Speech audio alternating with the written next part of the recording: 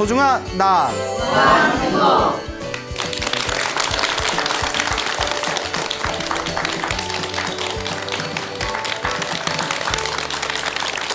예, 만나서 반갑습니다. 반갑습니다. 예, 광우 스님이라고 합니다.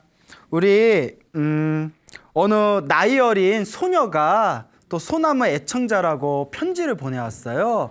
그래서 여러분들께 요 엽서를 읽어드리도록 하겠습니다. 글씨가 앙증맞아요. 예, 그렇죠. 예. 광우 스님께 안녕하세요. 저는 초등학교 1학년인 강승아이에요. 제가 불교와 소나무를 처음 만났을 때부터 아, 불교는 정말 있구나라는 것을 느꼈습니다. 제가 요즘 주말에 4,000번 넘게 지장보살을 외우고 있어요. 그리고 저번 주 금요일에는 17,535번을 외웠어요. 제가 요즘에 할머니와 엄마랑 법화경 사경을 하려고 해요. 제가 일요일에는 어린이 법회도 해요. 엄마도 법회에서 기도를 많이 하고 저와 할머니와 엄마와 삼촌이랑 템플스테이를 많이 참석하고 108배도 아주 여러 번 했어요. 엄마도 108배를 거의 맨날 했어요. 할머니는 말할 것도 없이 기도를 아주 많이 해요. 엄마와 할머니와 저는 아주 독실한 불자이에요.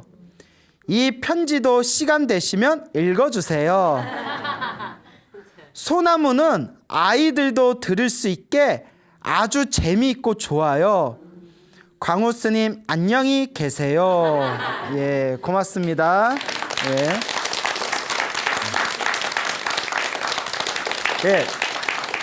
아이가 신통방통하죠? 네. 저도 보고 엄청 웃었는데 너무 예쁘고 귀여워서 오늘 또 막 또 웃음이 또 나오려고 그러네요. 아, 이거 너무 대단하지 않아요? 네. 초등학교 1학년인데 막 지장보살 연부를 뭐 4,000 몇백 번을 하고 그동안 한 게 17,000 몇백 번이라고 그러죠? 그리고 그 조그만 애가 법화경 사경을 하려고 하고 너무나 대단하다. 그 전생에 성근이 있는 아이인가 봅니다. 그래서 우리 강승아 우리 어린이 너무나 감사드리고 아유 우리 강승아 어린이의 엽서를 받았더니 스님이 막 힘이 나네요. 그 주변에 언젠가부터 초등학생 아이들이 소나무 방송을 즐겨본대요. 그런 이야기를 자주 들어서 처음에는 제가 긴가민가해서 솔직히 막 치정 이야기, 막 뭐 살인 이야기, 막 뭐 업보 받는 이야기, 막 이런 이야기 좀 아이들이 듣기에 조금 거북스러운 이야기도 나오기 때문에 왜냐면 굉장히 조금 적나라한 얘기도 좀 많이 나왔잖아요, 소나무에서. 애들이 보기에 적당하지 않을 텐데 했는데 어느 보살님이 아유 스님 아침 맞짱 드라마보단 나아요 이러더라고요. 요새 애들 그 정도로 끄떡도 없다고. 초등학생이 엄마하고 같이 사랑과 전쟁을 보고 여자가 문제야 여자가 요새 그런 시대라고. 그래서 괜찮다고 했는데 예, 하여튼 아이들이 보고 있다니까 제가 조금 더 조심스럽게 신경을 써야 될 것 같아요. 어느 불자님이 얘기해 주시더라고요. 나이가 6살인가 아들이 있대요. 아들인데 아들이 딱 이렇게 잠자려고 침대에 누우면 자기 전에 엄마를 불러서 엄마 광우스님 소나무 틀어줘 이런대요 항상. 그거 들으면서 잔다고. 별일이다. 아니 왜? 그래서 이제 여거나 우리 저기 지방에 계시고 또 전국에 계시는 우리 연세가 지긋하신 노보살님들도 즐겨 들으신다 하시고 또 이렇게 나이 어린 초등학생들도 즐겨 듣는다 하니까 또 굉장히 고마울 따름입니다. 자, 이와 같이 이 부처님의 가르침이라는 게 사실 어린이들도 이해하기가 쉽거든요. 결국 내가 지은 업은 내가 받는 거고 또 내가 이제 기도해서 그걸 풀어야 되는 거고 또 인과 업보가 분명하기 때문에 끊임없이 공덕과 선업을 지어야 되고 그래서 우리 불자분들께서도 불교를 너무 어렵게만 생각하지 마세요. 부처님의 가르침은 결국 실천이고 체험입니다. 부처님 가르침을 공부하면 나쁜 게 하나도 안 나와요. 오히려 더 윤리와 도덕적으로 더 엄격함을 내세우거든요. 살생하지 말라. 근데 살생하지 말라. 사람이 안 죽이죠. 근데 지나가는 벌레는 또 자기도 모르게 죽이게 되잖아요. 그 살생도 하지 말라. 그 도둑질하지 말라. 우리가 웬만하면 도둑질 안 하죠. 예. 그리고 한국이 세계 각 범죄별 순위를 따져봤더니 세계에서 사기죄 1위래요. 사기 범죄 1위. 못 보셨어요? 예, 그 인터넷에서 크게 나왔는데 한국이 사기 범죄로 1위래요. 세계에서. 그러니까 이거 좋게 얘기하면 한국 사람이 머리가 좋대요. 똑똑하대요. 사기 잘 치는 거 보면. 예, 그래서 근데 이제 그런 것들이 이제 뭐 도둑질, 사기친 게 결국 거짓말이고 도둑질이잖아요. 그다음에 이제 세 번째가 이제 거짓말하지 말라. 예, 그다음에 이제 네 번째가 그다음 이제 사음하지 말라. 삿대는 바람 피지 말라는 거죠. 그 뭐 우리 불자분들은 안 그러겠지만 뭐 우리 주변에 이렇게 좀 바람 피는 분들 많잖아요. 없구나. 이거 분위기 갑자기 어색해지네. 여러분 빼고 이렇게 드라마도 문제야. 불륜 조장하는 드라마도 있잖아요. 예, 그렇죠. 예. 그리고 또 제가 제일 싫어하는 속담 중에 하나가 속담이 아니라 이제 요 현대 속담이 현대만 되었지? 야, 골키퍼 했다고 공 못 넣냐? 그러면 안 되죠. 그렇잖아요. 예, 사람 관계는 골키퍼가 있으면 임자가 있으면 그거 건들면 안 돼요. 상도덕이 없어 사람들이 상도덕이. 예? 윤리도덕이 없어. 그 다음에 다섯 번째가 이거 많은 불자분들이 쉽게 못 지키는 거죠. 술 마시지 말라. 술을 포함해서 머리를 흐르게 하는 걸 멀리해라. 그래서 불자들이 사회생활하면서 술을 안 마실 수가 없으니까 그래 취하지 않을 정도로만 마셔라. 근데 사람이 먹다 보면 안 취하나? 그러니까 그 이제 불교 공부를 하면 나쁜 게 없습니다. 계율 잘 지키고 항상 기도하고 수행하고 사람들한테 널리 베풀고 복을 짓고 부처님의 가르침을 너무 어렵게 생각하지 마시고 차근차근 그 우리 주변의 사찰에 보면 이제 요새 시대가 좋아져서 지방에도 조금만 관심을 기울이면 지방에 불교 대학들 많거든요. 사찰에서 운영하는 불교 교양대학들도 있으니까 그런 데서도 좀 공부해 보시고 그 너무 불교 교양대학에 가기에는 거리가 먼다거나 혹은 시간이 너무 촉박하신 분들은 불교 TV 보면 훌륭하신 스님들 설법 많이 나오잖아요. 얼마든지 불교 공부하기 좋은 시대입니다. 여러분들 자꾸 부처님의 가르침을 가까이 하시길 바랍니다.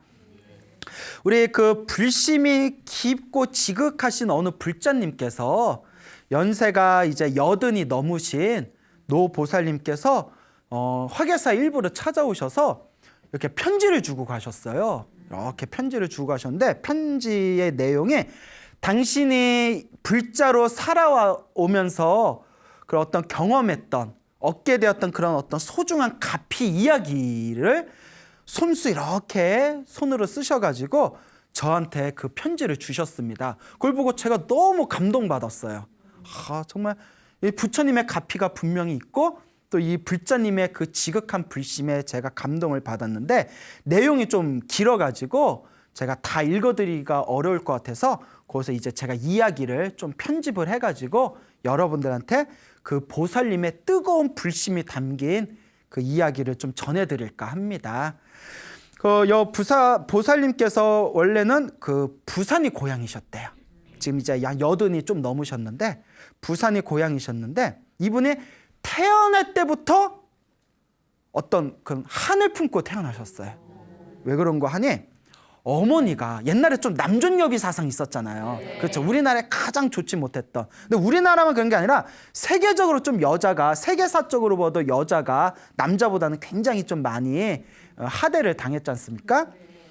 그 어머니가 절에 다니면서 제발 아들 낳게 해주세요 하면서 무릎이 까지도록 절을 하셨대요. 아들 낳게 해달라고. 아들 낳게 해달라고 무릎이 까지도록 절을 누가 옆에서 이랬는데 아니죠? 제가 잘못 들은 거죠. 예, 예? 그래요? 자, 그 최 뭐 힙합 하세요? 예? 최 내게로 와 뭐 이러면서 자 그런데 어머니가 이제 무릎이 까지도록 아들 낳게 해주세요 절을 하고 기도를 했는데 누굴 낳았을까요? 딸을 낳았어요. 자기를 낳았대요.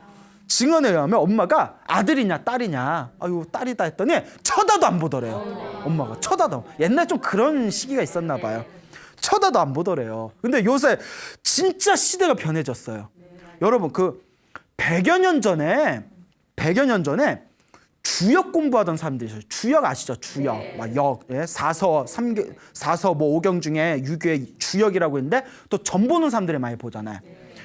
주역 공부하던 사람들이 이미 100몇십 년 전에 100여 년 전에 무슨 얘기를 했냐면 천지가 개벽을 해서 하늘이 밑으로 오고 땅이 위로 올라가는 시대가 되는데 그 말이 무슨 말인가 하니 여자가 남자 위에 올라서는 시대가 된다라고 증언을 했대요. 그 내용 기록이 있어요. 그때 수많은 사람들이 믿었을까요? 안 믿었을까요? 어찌 여자가 남자 위에 올라선다냐. 지금 봐요. 요새 내가 직접 들은 얘기예요. 우리 신도분들하고 대화하면 요새는 딸 낳는 게 남는 장사라고 한대요. 아들 필요 없다고. 아들 낳아봤자 저기 뭐 며느리 눈치 보고 딸을 낳아야 된다고. 요새 그런 시대 왔잖아요. 그리고 요새 아직도 많이 부족하지만 또 요새 조금씩 페미 열풍 같은 게 불면서 또 여자들의 목소리가 굉장히 커지고 있잖아요. 그래서 진짜 이거 예언이 맞아 떨어지나 보다. 우리나라에서 여자 대통령이 나올 줄 누가 알았겠어요. 좀 뒤끝이 좀 그래서 그렇지. 여하튼 여자 대통령이 나올 줄 누가 알았겠어요. 예, 그러니까 정말 이 묘한 시대다. 근데 그 시대 땐 그랬나 봐요. 80년 전이었잖아요. 80년 전에. 그러니까 이제 아들 낳게 해주세요 하고 무릎에 까지도록 절을 했는데 이제 자기 딸을 낳고 엄마가 쳐다도 안 봤대요. 그리고 이제 자라면서 남자 동생들 아들들하고 차별 대우도 엄청 받았대요. 그래서 그렇게 마음에 좀 한이 있었는데 근데 어머니 기도가 반은 맞아 떨어졌는지 태어나기는 여자로 몸은 여자로 태어났는데 완전 남자 성격이었대요. 그래도 성격만 남자야. 근데 굉장히 거칠고 강했대요. 남자 그 성격이 아주 강한 성격이었대요. 자기가 약간 좋게 말하면 여자 대장부 같은. 그래서 이제 집안에서 이제 중매를 해가지고 남편하고 결혼을 했는데 남편이 경제적인 능력이 굉장히 부족했답니다. 그러니까 남편만 믿고는 이거 먹고 살기 힘들겠더래요. 이제 보살님이 수완이 좋았나 봐요. 장사를 시작했는데 먹고 살아야 되니까 장사가 너무 잘 됐대요. 그때가 자기 인생에서 돈을 쓸어 담았을 때였대요. 어찌나 돈이 그냥 술술 들어오는지. 그래서 어떤 일이 있었냐면 이웃집에 사시는 아줌마가 아이고 그때 부산 동네에 있었나 봐요. 동네 아시죠? 동네. 예, 동네 말고 동네. 부산 동네에서 아이고 우리 부산 동네 돈은 다 쓸어가겠네 이렇게 얘기할 정도였대요. 부산 동네에 있는 돈은 다 쓸어가겠네. 그래서 자기가 뭐라고 맞받아쳤냐면 거 째째하게 부산 동네 돈 쓸어가봤자 뭐에 쓰냐고. 우리나라 돈은 싹 쓸어가야죠. 이렇게 얘기할 정도로 돈이 굉장히 많이 벌었을 때였대요. 그리고 일이 너무 잘 풀리고 돈이 잘 들어가니까 그때 마음에 엄청난 자신의 교만심이 하늘을 찔렀을 때였답니다. 나중에는 그 교만심 때문에 이제 스스로 그런 어떤 이제 업보를 받은 것 같다 이런 얘기도 하시는데, 그러니까 돈을 잘 벌고 한창 잘 나가고 있는데 이제 사단이 일어나요. 남편이 갑자기 자기도 사업 좀 하겠다고. 그러니까 이 보살님이 아무리 생각해도 남편 그릇이 도저히 사업할 그릇이 아니더래요. 그래서 그냥 벌어주는 돈이나 받아서 집에서 그냥 놀지 자꾸 사업하겠다니까 우리 같으면 얼마나 좋아. 그렇잖아요. 예? 부인이 돈 벌어오고 뭐 집에서 그냥 등산이나 가고 바둑이나 두고. 응? 근데 남자 체면이 있지. 나도 사업할래 하고 자꾸 졸라대더래요. 자꾸 조르고 때를 쓰니까 보살님이 처음에는 거절하다가 막 너무 힘들잖아요. 그래서 무슨 생각을 했냐면 그래 사업 한번 시켜주자. 아니 망하면 내가 다시 먹여 살리면 되지. 내가 다시 돈 벌면.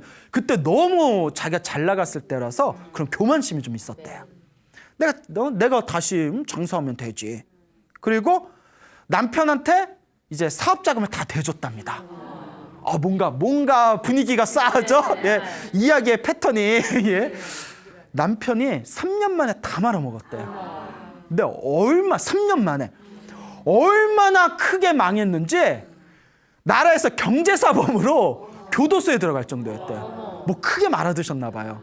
경제사범으로 뭔가 굉장히 크게 그냥 혼자만 망한 게 아니라 아마 나라에서 경제사범으로 찍혀가지고 이제 감옥에 몇 년형을 받을 정도로. 그 어떻게 해요? 이제 그 당시에는 교도소에서 하루에 한 번만 면회가 허용됐답니다. 한 번만. 예, 모르시죠? 안 가면서. 예. 그래서 근데 남편은 만나러 이렇게 면회를 갈 때마다 이미 누가 왔다는 거예요. 그 몇 번씩 허탕을 쳤대요. 한 번만 면회가 되니까. 그래도 남편이라고. 그래서 가가지고 또 누가 벌써 면회 갔습니다 하면 이제 허탕으로 돌아오고, 그럼 뭐 사식이나 넣어주고.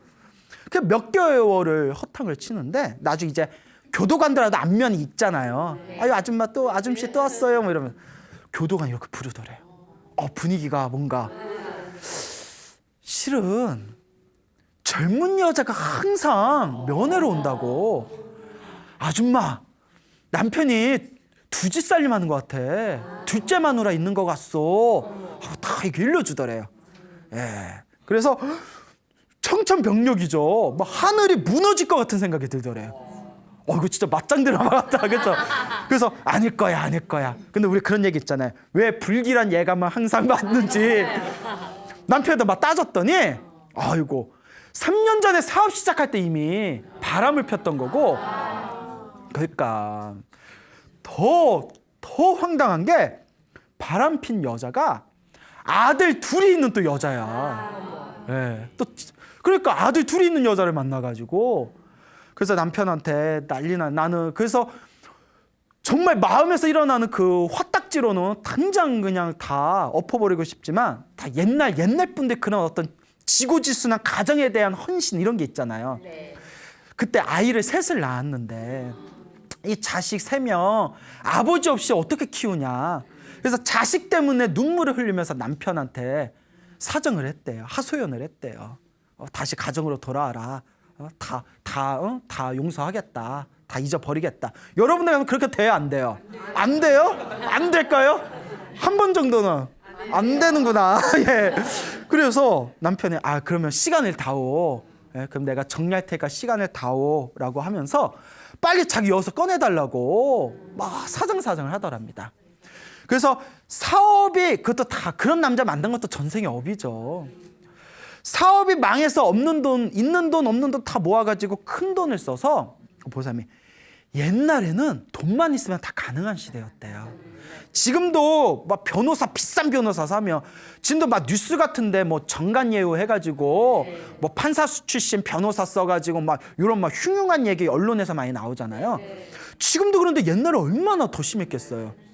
큰 돈을 써서 남편을 드디어 교도소에서 빼왔답니다. 예, 그땐 그게 가능했대요. 돈만 있으면. 그리고 남편이 이제 집으로 돌아왔는데 이제 보살님이 다시 돈을 벌려고 다시 장사를 시작해도 옛날처럼 돈이 안 벌리더래요. 이미 한번 그렇게 무너지고 나니까. 뭐든지 때가 있어. 그 유명한 얘기 있잖아. 야야 물 들어온 김에 노져라. 물 들어온 김에 노져라란 말이 있잖아요. 한번 그 밀물 썰물 싹 이제 다 빠져나가니까 이제 장사가 옛날같이 안 되고, 또 어머님이 자기 그렇게 구박했던 친정 엄마가 아들들이 서로 키우기 싫다고 해서 또 자기가 모시고 있는 상황. 예. 그러니까 기도해서 그래도 딸은 잘 둔 것 같아요. 그래서 자기가 또 친정 엄마 모시고 살고 있고, 애들 셋 있고, 그리고 남편하고 매일 고성을 지면서 싸운다는 거예요. 정리를 안 해가지고, 여자 정리를 안 해서. 예. 그러니까 남자가 양심이 있으면 그러면 안 돼, 그죠? 남자가 양심 있으면 그러면 안 됩니다. 옛날에 유명한 얘기가 있어요. 역대로 조강지쳐 버려서 잘된 남자 없다. 얘기 다 들어보셨죠? 예. 이거 방송 보고 찔리는 분들 계실까봐 괜히 미안하네.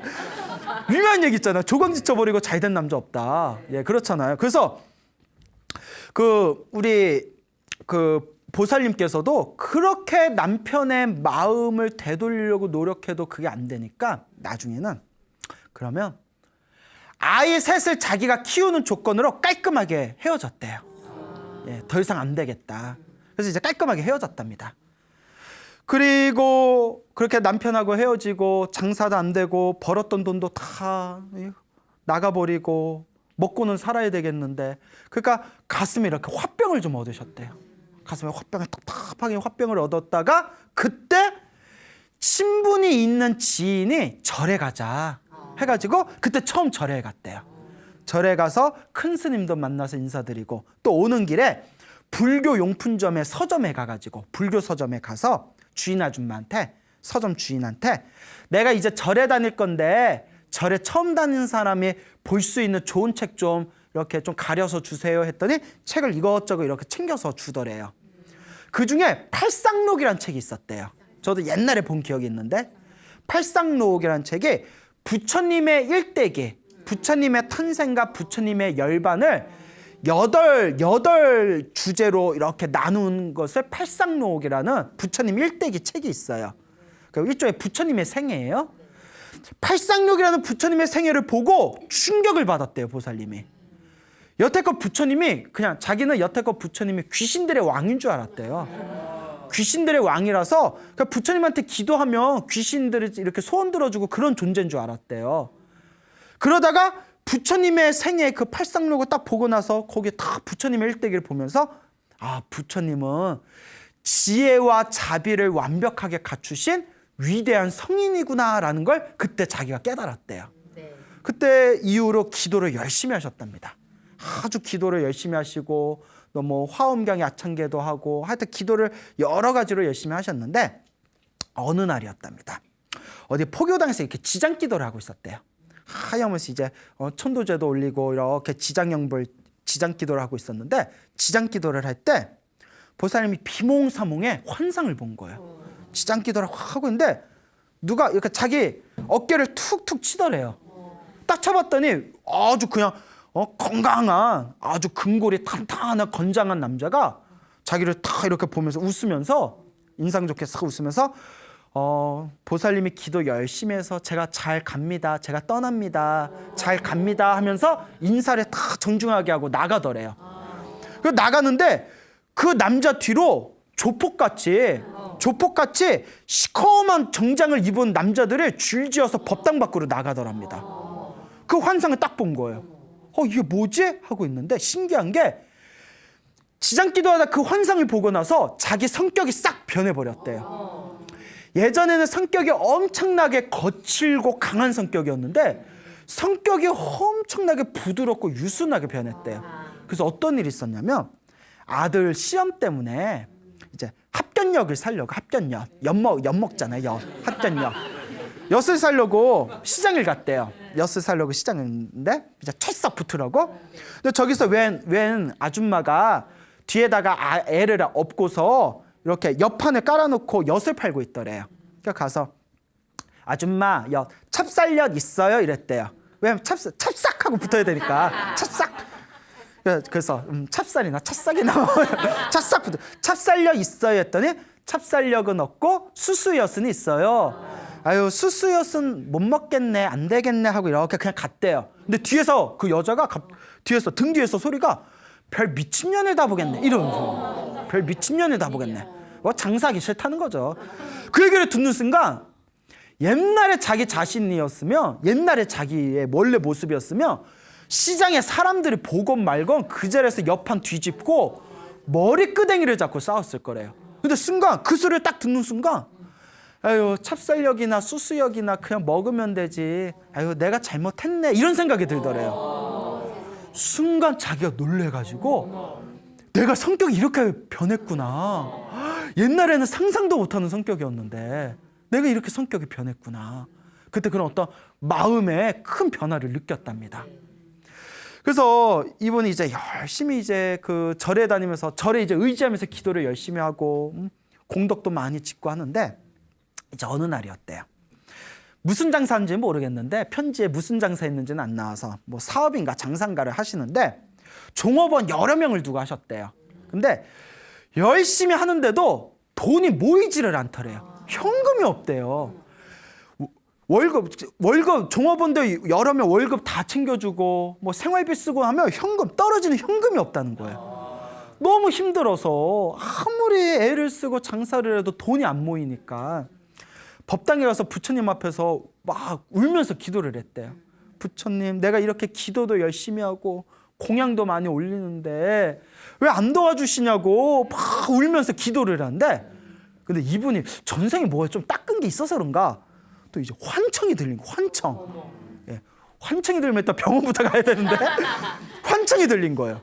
막 울면서 왜 나 돈, 나 이렇게 돈이 안 모이니까 냐고, 부처님 좀 도와주시지 하고 막 울면서 하염없이 기도를 하는데, 부처님 앞에서 부처님이 너는 뭐가 그래 욕심이 많냐, 뭐가 그래 욕심이 많냐, 너 돈 많잖냐 이러더래요. 너 돈 많잖냐. 부처님이 그렇게 얘기를 하시더래요. 그러니까 보살님이 순간 울컥하는 마음이 생기더래요. 내가 현금이 하나도 없는데 내가 무슨 돈이 있냐고, 부처님. 그 부처님이 놀라지 마세요. 다 쳐다보면서 너 집값이 3배 올랐지 않냐 이러시더래요. 너 집값이 3배 올랐지 않냐, 부처님이. 그 얘기를 듣고 부처님이 집값 오른 거 어떻게 알아? 이렇게 계산해봤더니 집값이 올랐대요. 처음에서 집값 3배면 엄청 오른 거죠. 내가 이 얘기 듣고 부처님이 이게 부동산에 밝아. 아니 부동산에 밝아, 부처님이. 이게 근거가 있어요. 저는 근거 없는 얘기 안 해요. 우리나라 풍수 공부하시는 분들이, 풍수지리 공부하시는 분들이 우리나라의 제일 좋은 명당은 사찰에 다 있대요. 500년 이상 된 고찰, 저도 막 천년 고찰 이러죠.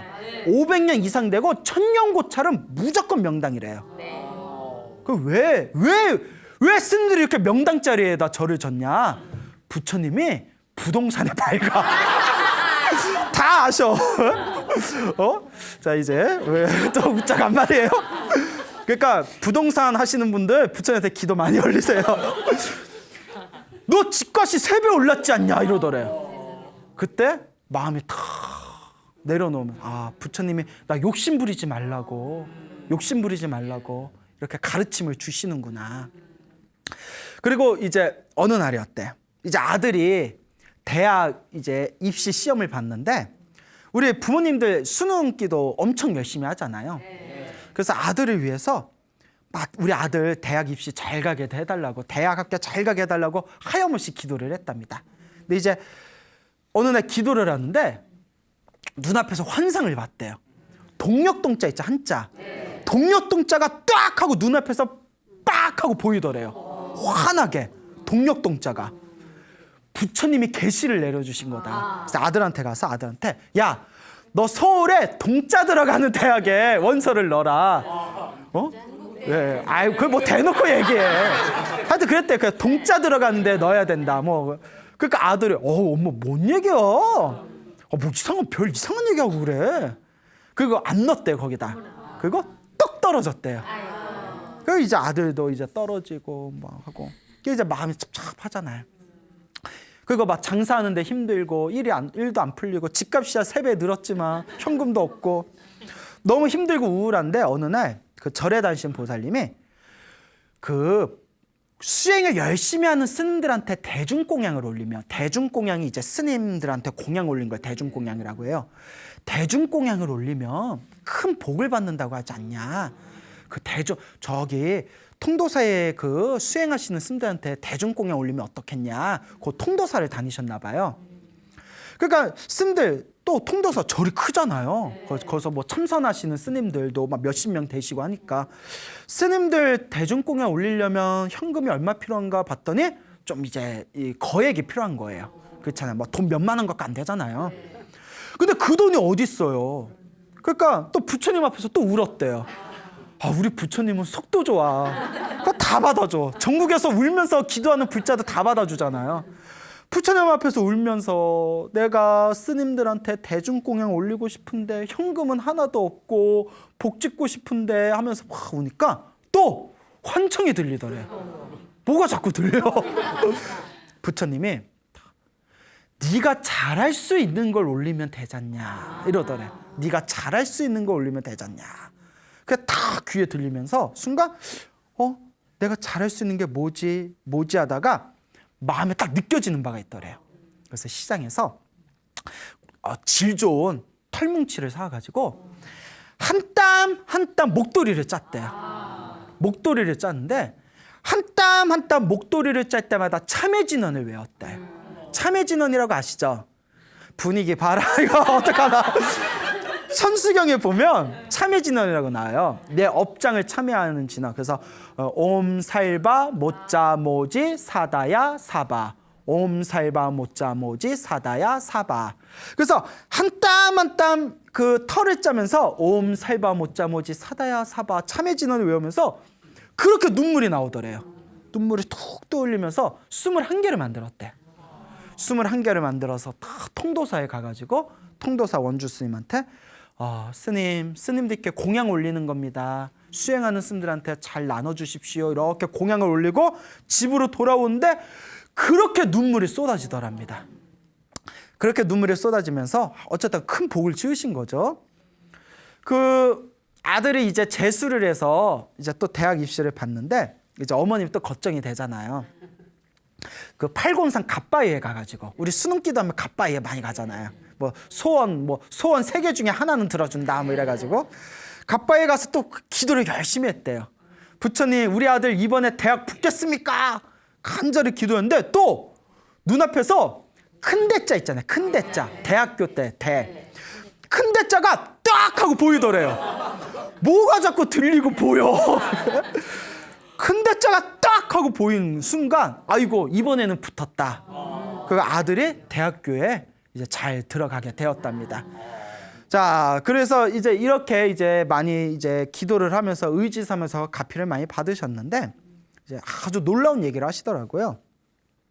그 통도사의 한 암자에서 49제 천도법회가 있었대요. 49제 천도법회가 있었는데 그때 같이 절에 다니는 지인이 뭐 모친 49제도 올릴 겨 통도사 암자에서 하는 49제 천도법회 우리 같이 조상님들 그 49제 천도법회 올리고 우리 같이 기도하자라고 자꾸 권유를 했답니다.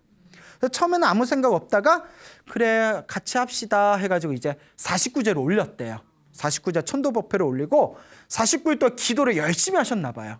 49일 동안 아주 여법하게 기도 마치고 조상님들한테 다 천도법회 올리고 그리고 이제 49제가 다 끝난 뒤에 이제 차를 타고 집으로 오는 길이었대요. 집으로 오는데 그 부산에 사거리 있잖아요. 모 사거리에 횡단보도에서 차가 이렇게 멈췄대요. 횡단보도에 차가 이렇게 멈췄는데 순간 엄청 큰 소리로 환청이 들리더래요. 생생하게. 49제 잘 지냈다. 아주 환청이. 근데 뒤에 더 반전이 있어요. 49제 잘 지냈구나라고 환청이 크게 들리더랍니다. 너무 소리가 커서 깜짝 놀라서 주변을 둘러봤대요. 뭐지? 누가 아무것도 없는 거예요. 이게 뭘까? 근데 사실 우리가 자꾸 이렇게 뭐가 들리면 일단 병원 가봐야 돼요, 진짜. 보살한테 자꾸 뭐가 들리면. 근데 이분은 이제 대단하신 거예요. 이게 뭐지? 하고 이렇게 집에 갔는데 여러분 놀라지 마세요. 그 환청을 듣고 3일이 지났을 때 그 환청이 들렸던 횡단보도에서 아들이 교통사고를 당했대요. 아들이 빵 거리면서 교통사고 그 자리에서 너무나 사고를 크게 당해가지고 뭐 머리가 부셔졌대나 봐요. 병원 3군데 갔는데 3군데서 다 수술 안 된다고 병원 3군데 돌고 돌아서 결국 수술을 받았답니다. 아주 위독한 상황에서 위험한 수술을 받았대요. 결과적으로는 수술이 잘 되고 지금 건강하대요. 보살님이 무릎을 딱 치면서 무슨 생각했냐면 아들이 그 횡단보도에서 죽을 운명이었는데 그 횡단보도에서 49제 잘 지냈구나. 내가 49일 동안 천도법회하고 기도를 열심히 한 공덕으로 아들이 그 횡단보도에서 죽었을 운명이었는데 수명이 늘었다는 거예요. 야, 내가 아픔. 정말 이 보살님 대단하시다. 정말 불심이 대단하시다. 내가 기도하다가 뭐 환상 보고 환청 보는 사람들 보면 내가 별로 안 좋아하거든요. 아니 자기 마음이 만든 착각일 수 있거든요. 이 보살님은 진국이다. 이 보살님 정말 오리지널이죠. 그래서 이 이야기를 보면서 너무 대단하다. 정말 대단하다. 한 시대에 척박했던 자신의 삶을 불심에 의지해서 스스로의 운명을 개척하신 분이 아닐까. 그래서 지금 80이 넘으셨잖아요. 얼굴도 건강해 보이세요. 자기 이제 남은 재산 자식들한테 다 나눠주고 좀 무소유의 마음으로 그냥 절에 다니면서 기도 열심히 하면서 그냥 부처님께 감사하는 마음으로 매일매일 살고 계시대요. 그래서 제가 너무나 대단하신 분이다 다시 한번 느끼게 되었습니다. 그래서 이렇게 너무나 소중한 이야기를 또 전해주신 우리 그 보살님께 너무나 또 감사드리는 바입니다. 여러분, 분명히 이 기도의 가피라는 거는 크게 받건 작게 받건 분명히 자신의 기도의 가피와 공덕은 있습니다. 제가 항상 귀에 딱지가 붙게 말하잖아요. 전생의 업보가 두꺼우면 효과를 느리게 볼 뿐이고 전생에 지어놓은 복이 많으면 효과를 빠르게 보는 거지, 반드시 효과가 빠르고 더디면 있을지언정 기도의 공덕과 가피는 분명히 역력하게 살아있다라고 누누이 말씀을 드립니다. 그러니까 여러분, 우리가 기도해야 돼요.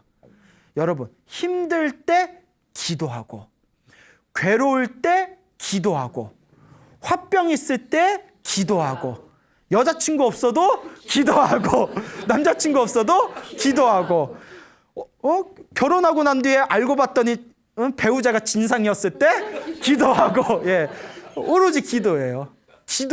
기도하면서 내 마음을 녹이고 내 업이다 생각하면서 자꾸 닦아나가는 수밖에 없겠죠. 근데 불교에서 결국 내 앞에 펼쳐진 행복과 불행도 내가 지은 업보거든요. 좋은 일이 생긴 거는 내가 지은 복이에요. 나쁜 일이 생겼다면 내가 지은 업장입니다. 결국은 내가 풀어나가는 수밖에 없습니다. 아무리 듣기 좋은 이야기를 아무리 해줘도 귀로 듣는 거는 아무런 효험이 없어요. 그래서 저는 뭐 힐링 이런 거 별로 안 좋아해요. 힐링 막 이런 거 있잖아요. 귀로 들으면 끝이에요. 들을 때는 박수치고 웃지만 끝나고 나면 원래 상태인데. 그래서 저는 힐링이 중요한 게 아니다. 수행이 중요하다. 내 몸과 마음의 변화, 직접적인 체험과 이 수행의 맛이 진정으로 중요한 것이다 라고 말씀드리고 싶습니다. 알겠죠? 네. 그래서 이렇게 우리 주변에 기도에서 가피받은 분들이 많다는 것을 꼭 기억해 두시기 바랍니다.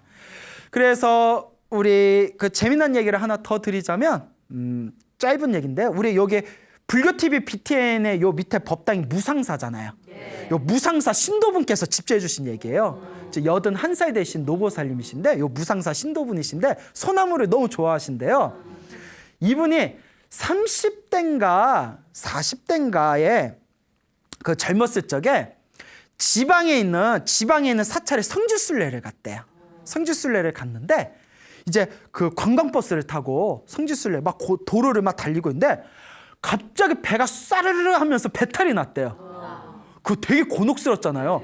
가려면 한참 멀었는데 막 터질 것 같더래요. 어머, 나 여기서 싸면 어떡해. 너무 무서워서 여기서 단주 있죠. 단주 이렇게 팔목에 다는 단주를 빼서 관세음보살 자기 인생에 그렇게 간절하고 정성스럽게 관세음보살 부른 게 처음이었대요. 얼마나 급하겠어요. 막 터질러 가더래요. 여러분, 이거 터진 게 이거 그 평생 그게 창피해서 어떻게 살아. 다 큰 어른. 관세음보살 하염없이 부르는데 갑자기 온몸에 땀이 푹 이렇게 흘러내리면서 배가 싹 가라앉더래요. 배가 멀쩡하게 가라앉더래요. 막 터지려고 하다가, 그리고 룰루랄라 절에 내려가지고 천천히 걸어서 그 변속관에서 시원하게 일을 봤대요. 자기는 이거 아무리 봐도 가피 같다고. 그러니까 여러분, 차 안에서 갑자기 배가 터질 때는 누구를 불러라? 관세음보살을 불러라. 자, 두 번째, 50대가 됐을 때 혀심증에 걸리셨대요. 혀심증에 걸리셨을 때 이분이 내 업이다 생각하고 조계사 있죠. 조계사에 가셔가지고 거기서 매일 108배를 하시고 능엄주를 읽으셨대요. 매일 108배를 하고 능엄주를 읽다가 어느 날 이렇게 시간이 흘러서 매일매일 정성스럽게 기도했대요. 시간이 흘러서 딱 봤는데 혀심증이 저절로 나아버렸대요. 당신이 이 두 가지 가피는 자신 있게 얘기한다고. 그러면서 웃으면서 하시는 얘기가, 스님, 기도 열심히 해야 된다는 거 머리로 알겠고 소나무 들으면서 기도 열심히 해야지 드는 그런 생각 드는데, 그때 배가 터지기 직전에 관세음보살 불렀을 때처럼 간절함이 안 생긴다고 막 웃으시더라고요. 그래서 보살님 그냥 꾸준히 하시면 됩니다. 그러니까 여러분들도 간절한 마음을 갖고 매일매일 조금이라도 기도하시길 바랍니다. 알겠죠? 네. 여러분 행복해지고 싶습니까? 네. 행복한 삶을 창조하고 싶습니까? 네. 복을 지으십시오. 선업을 지으십시오. 공덕을 쌓으십시오. 복과 선업과 공덕의 힘이 여러분들을 진정한 행복의 길로 이끌어 줄 것입니다. 오늘 여기서 마치겠습니다.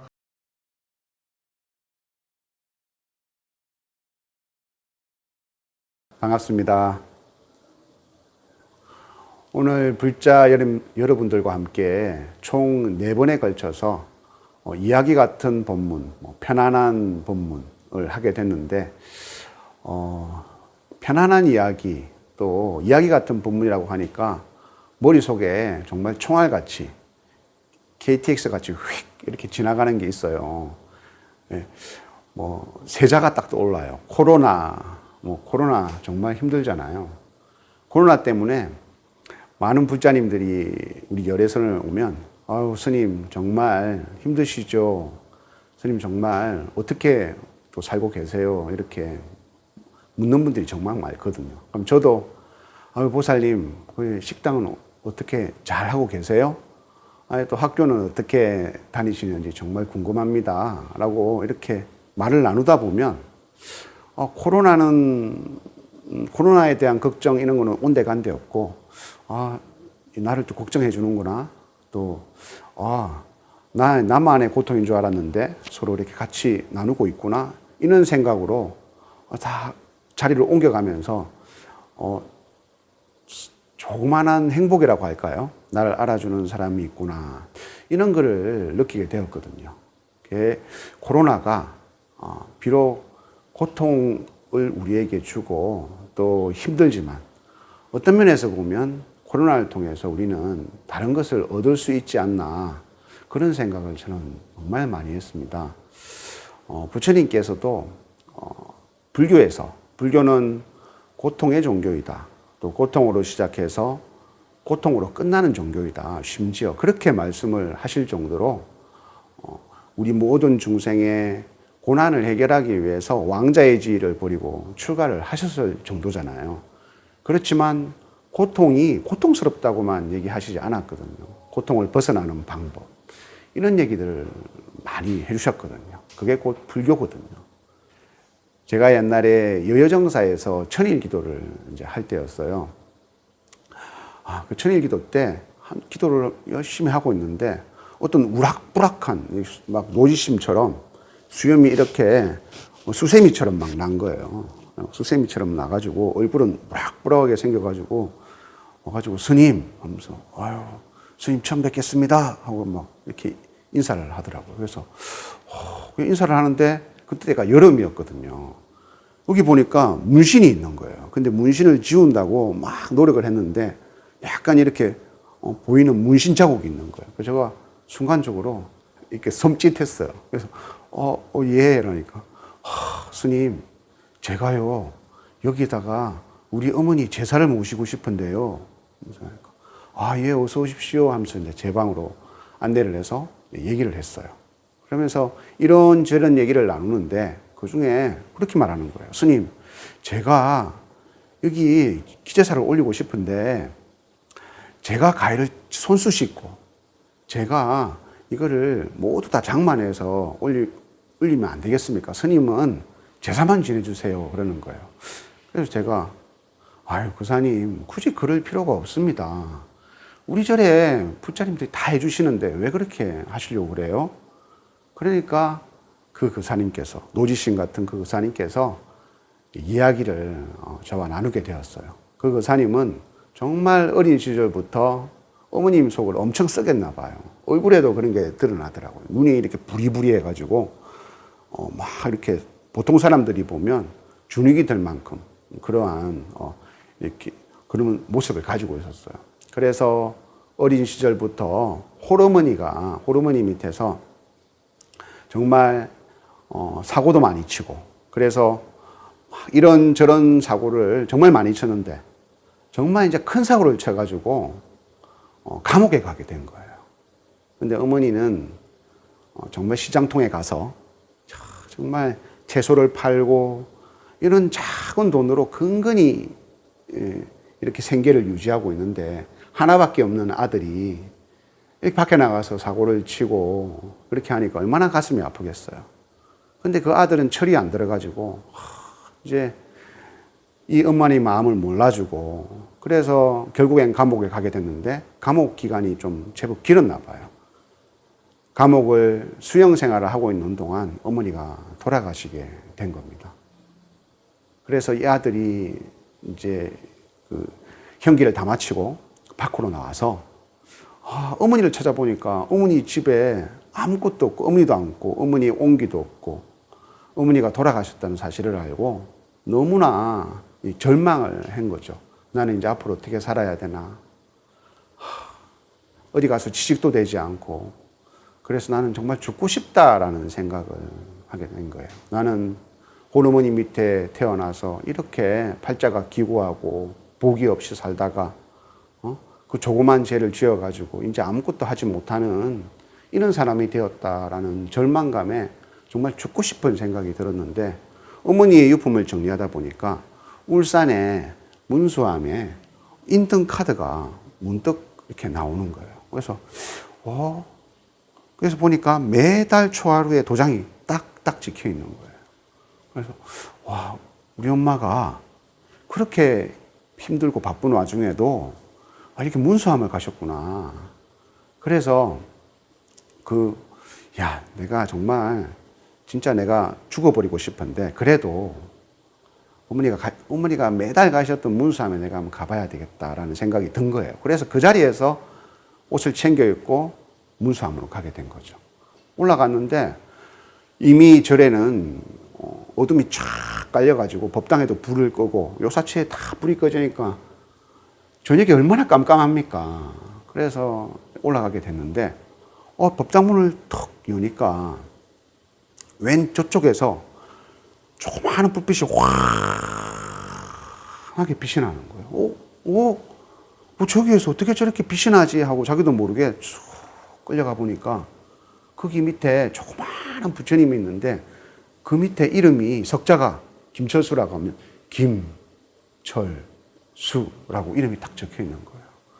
그 이름을 탁 자기가 마음속으로 읽자마자 막 그 자리에서 가슴이 내려앉으면서 그 자리에 주저앉으면서 펑펑 눈물을 쏟았다고 합니다. 우리 어머니가 그렇게 매일매일 장에 나가서 정말 비가 오나 눈이 오나 이 한 자식을 위해서 정말 품팔이에서 돈을 모아가지고 유일하게 한 달에 바람을 쐬는 그게 그 울산의 문수함에 가서 기도하는 그 하루밖에 없는 거예요. 근데 그 하루를 아들을 위해서 그렇게 지극하게 기도를 했던 거죠. 그리고 그 인등에서 빛이 확 나니까 아들이 어머니가 아직 살아 계시는구나.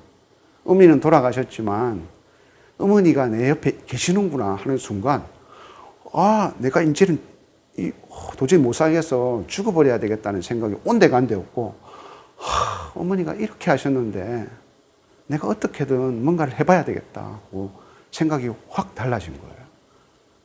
그래서 내려와가지고 내가 뭘 잘하지 하고 생각을 해보니까 그래도 어머니한테 배웠던 오뎅도 옛날에 잘 만들고 어머니 행상을 따라다니면서 또 떡볶이도 이렇게 만들었던 기억이 있는 거예요. 그래서 자기 자신이 옛날에 동생들과 조금 놀았던, 조금 이렇게 껌도 씹고, 막 이렇게 했던, 거기 가가지고 포장마차를 열었어요. 그러니까 이제 아는 동생들이 와서, 형님, 뭐 하는 거야? 이러면서, 내가 새롭게 장사 시작했어.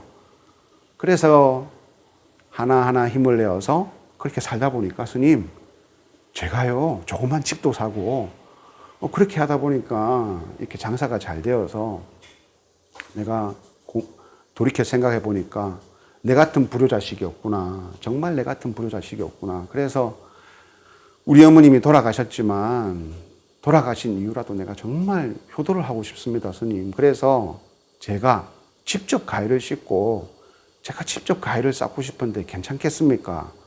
라고 말을 해서 아유, 예, 그렇게 하십시오 하면서 그 정말 로지신 같은 그 의사가 기제사를 하면서 눈물을 펑펑 흘리는 모습을 보고 제가 정말 느꼈던 거는 야, 어떤 재물이 크고 풍성하고 기도를 크게 올리고 불사를 크게 짓는 것도 참 중요하지만 어떤 사람에게 있어서는 정말 한 달에 한 번 가는 그 작은 인동기도를 올리는 그런 작은 마음 하나가 정말 한 사람의 인생을 살리고 한 사람의 인생을 바꿀 수도 있겠구나 하는 것을 그 교사님의 일화에서 제가 경험해서 제가 느꼈거든요.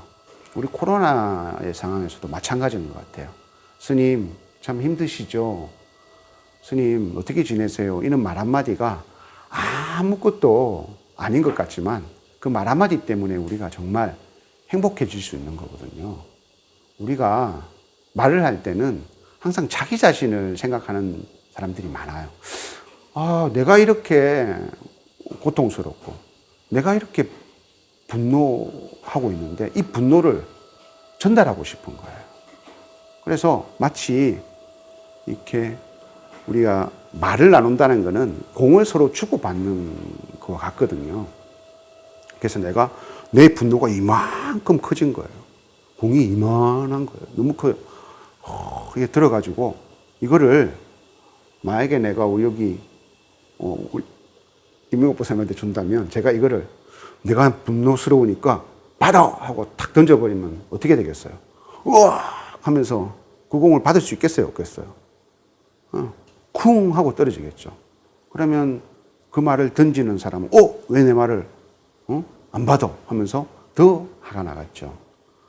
화가 나고 코로나 상황에서 가족들이 서로 모여 살면서 또 말다툼이 일어날 수도 있잖아요. 같이 계속 얼굴을 붓대고 사니까. 내가 막 참을 수 없는 어떤 상계상 또 참을 수 없는 무슨 말이 있으면 이것을 들고 직접 가서 천천히 전해줘야 돼요. 이거 무거우니까 이거 잘 받아요. 최소한 이런 예의를 갖춰야 되거든요. 그런데 우리는 어떻게 주는 거예요?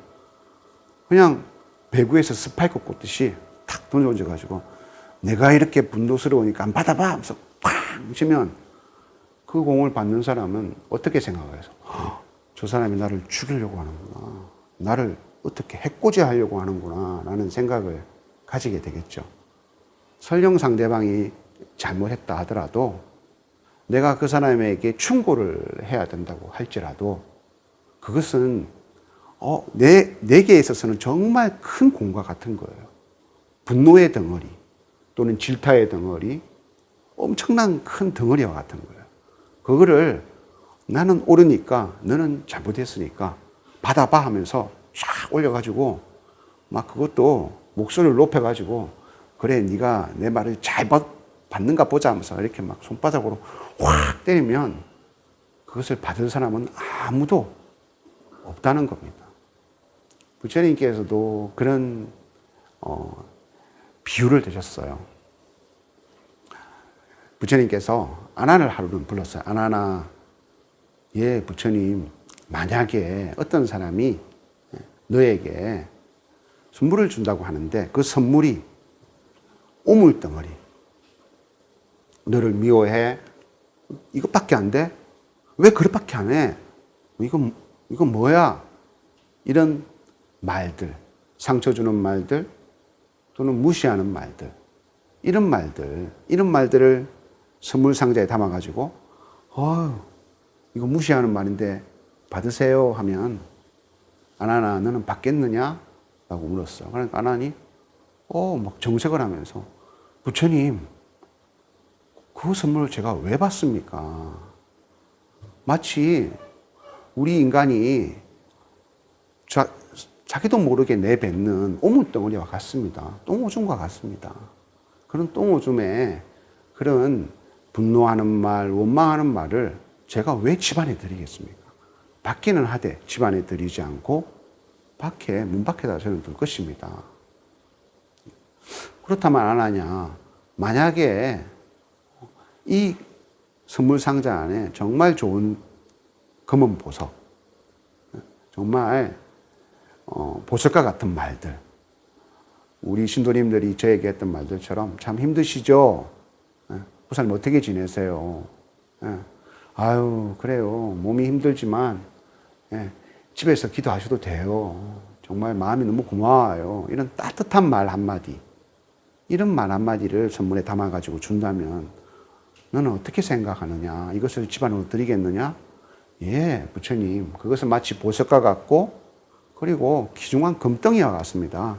그런 것들은 어서 받아서 집안에다가 두고 항상 야, 그분이 나에게 이 선물을 주었지 하고 생각하고 거듭거듭 그 공덕을 생각할 것 같습니다. 이렇게 부처님께 말씀을 올렸습니다. 그래서 부처님께서 이렇게 말씀하시는 겁니다. 아나나 이와 같다. 사람들은 너의 탓이다, 나의 탓이다. 이렇게 말을 하지만 사실은 너의 탓도 아니고 나의 탓도 아니다. 그것은 집착이다. 너가 나에게 줘서 나도 이렇게 보낸다. 마치 오물덩어리를 당신이 가지세요. 그러면 그 상대방이 오물덩어리 고마워요. 나한테 이렇게 좋은 오물덩어리를 주셔서 받지 않는다는 거예요. 받기 싫어요. 다시 가져가세요. 그러니까 내 선물을 안 받으니까 내 말을 못 알아주는 거잖아요. 내가 이렇게 분노하고 있는데 나를 무시해? 그러니까 더 오물을 담아가지고 주는 거예요. 빨리 받아. 그럼 어떻게 되겠어요? 서로 계속 주고받으면서 오물덩어리만 커지겠죠. 그렇다. 고통이라는 것은 서로가 내 것이다, 너의 탓이다. 이것은 내만이 가지고 있는 것이다, 너는 잘못했다.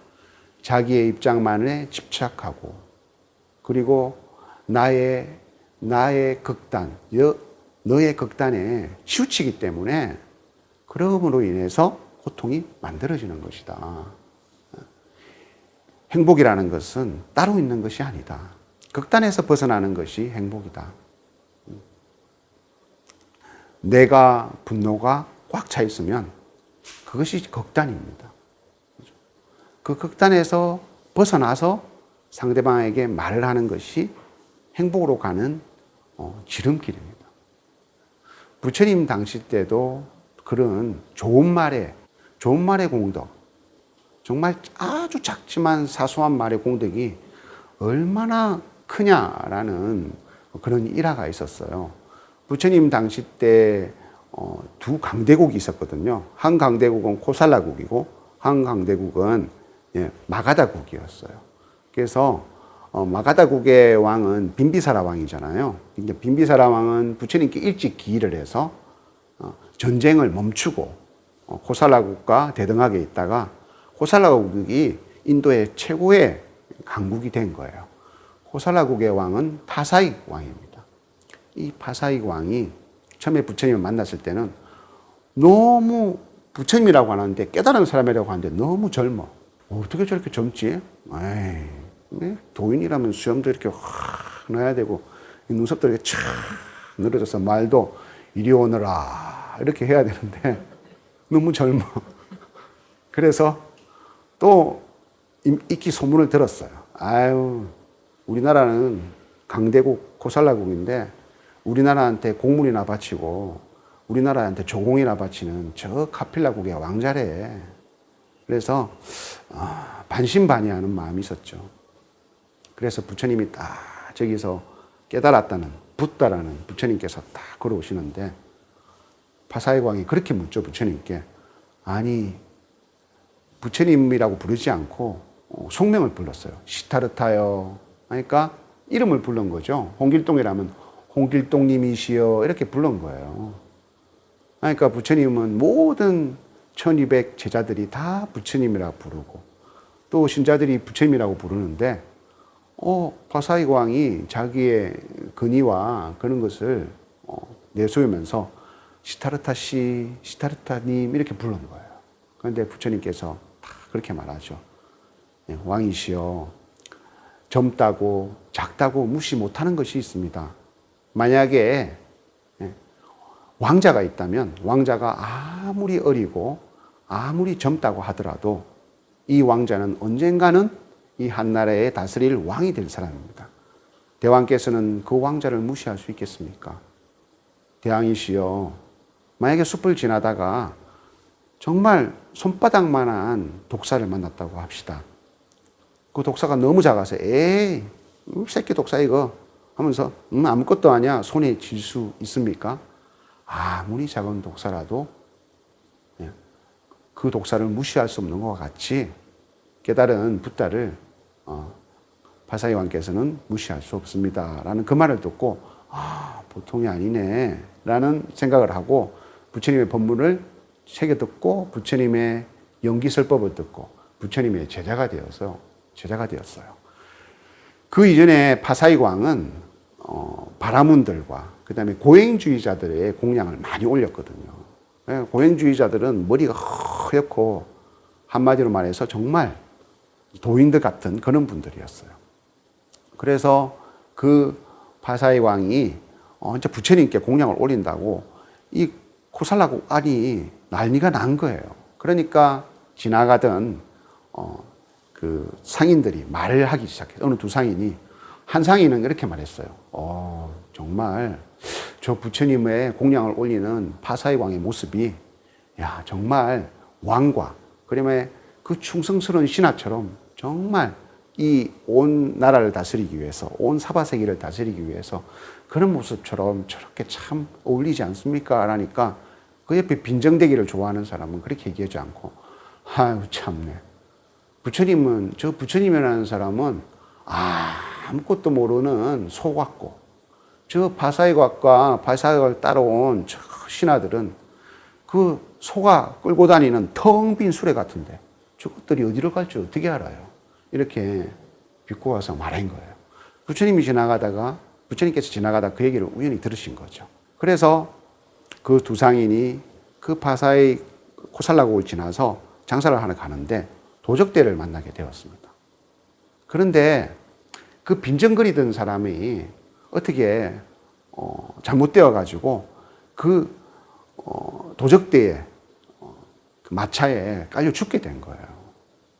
그러니까 그 상인의 재산 그 갖고 온 여러 상품들이 되게 많을 거 아니에요. 그래서 정말 절친이었는데 나중에 집에 돌아가면 이런 오해를 받을까라는 걱정이 된 거예요. 야, 저 친구가 저 친구를 죽여가지고 저 재물을 가져갔구나. 그래서 너무 걱정스러운 거예요. 그래서 내가 지금 돌아가서는 안 되겠다. 내가 다른 나라로 가야 되겠다 해서 다른 나라로 이제 가게 됐어요. 도망을 갔어요. 그런데 그 나라에 도착한 나라에는 이상하게 그 나라의 왕이 돌아가신 지가 한 달이 되었던 시기였어요. 근데 그 돌아가시기 전에 예언자가 어떤 예언을 했어요.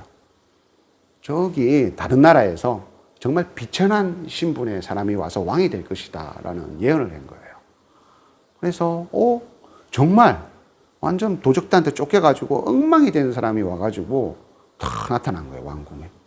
이야, 예언자가 말했던 저 사람인가 보다 해서 그 상인을 깨끗이 씻겨가지고 왕으로 모시게 됩니다. 그래서 이 상인이 생각하기에 내가 어쩌다가 왕이 됐지? 어쩌다 보니 왕이야. 진짜. 어쩌다 왕이 됐지? 그래서 옛날에 부처님 보았던 부처님이 생각나서 부처님, 제가 어떻게 하다가 이렇게 왕이 됐는지 제 복덕이 저는 정말 복이 없다고 생각했는데 제가 복이 어디 있어서 이렇게 왕이 됐을지 궁금합니다 라는 생각을 딱 가지게 된 거예요. 그런 이후에 우연히 부처님께서 그 상인이 왕이 된 상인이 다스리는 나라를 지나가게 되었습니다. 그래서 그 왕에게 들릅니다. 그래서 법문을 해주죠. 왕이시여, 당신은 그날 나에게 그렇게 정말 태평성국의 왕이 부처님과 같고 그리고 바사이광과 제가 신도들과 그런 사람들이 따르는 사람들이 그 왕을 따르는 신하와 같이 부처님의 모습이 정말 아름답다고 말한 그 좋은 말의 공덕으로 당신이 왕이 될 수 있었습니다 라고 말을 해주셨습니다. 좋은 말의 공덕은 이와 같습니다. 나의 분노를 좋은 말 한마디면 행복으로 바꿀 수가 있습니다. 요즘 불자님들이 두 부부가 사시는 분들이 많잖아요. 그래서 정말 늙음아까지 백년해로 하기 전에 정말 아무리 힘들게 살았고 아무리 고통스럽게 살았고 서로가 안 맞다 하더라도 말 한마디의 공덕으로 인연을 바꿀 수가 있습니다. 남편은 아내에게 또는 아내는 남편에게 죽기 직전에 말입니다. 살아생전에 못한다면 죽기 직전에 손을 잡고 그렇게 말 한마디의 공덕을 올리는 거죠. 여보, 내 만나서 정말 고생 많았어. 여보, 참 당신 만나서 그래도 자식 올바르게 키우고 사람같이 살았어. 정말 수고 많았어. 이렇게 다 말 한마디 해주면 어떻게 될까요?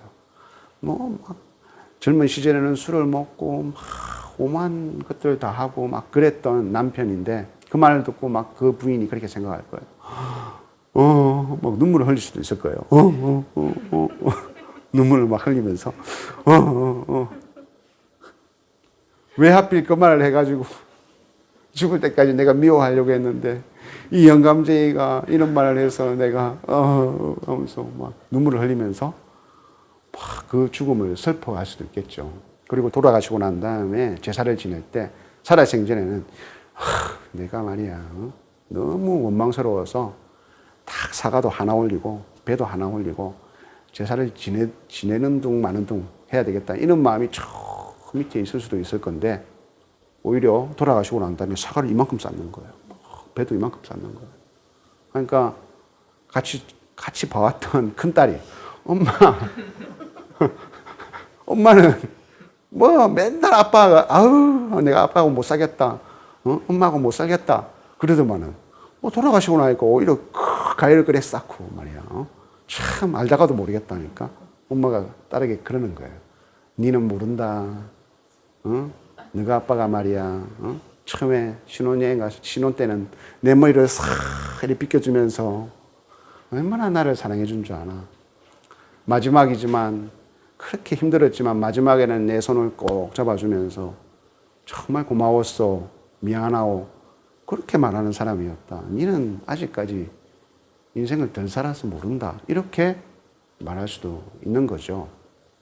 그래서 말 한마디의 공덕은 정말 악행을 저지르는 사람을 정말 선인으로 구제할 수 있고 정말 복을 못 지은 사람도 말 한마디의 공덕으로 정말 큰 복을 짓게 할 수도 있고 내가 복을 못 지었다고 생각했지만 말 한마디의 공덕으로 큰 복을 얻을 수 있는 것이 말 한마디의 공덕이에요. 그래서 말을 정말 진심을 다해서 고맙습니다. 정말 미안해요. 이렇게 할 수 있다면 우리는 이 코로나에서 큰 복과 그리고 큰 이런 어려움을 훌륭하게 극복할 수 있으리라고 생각을 합니다. 말 한마디에 공덕을 올리자. 그러한 이야기로서 오늘 여러분들과 편안한 이야기 같은 본문 마치도록 하겠습니다. 정말 감사합니다.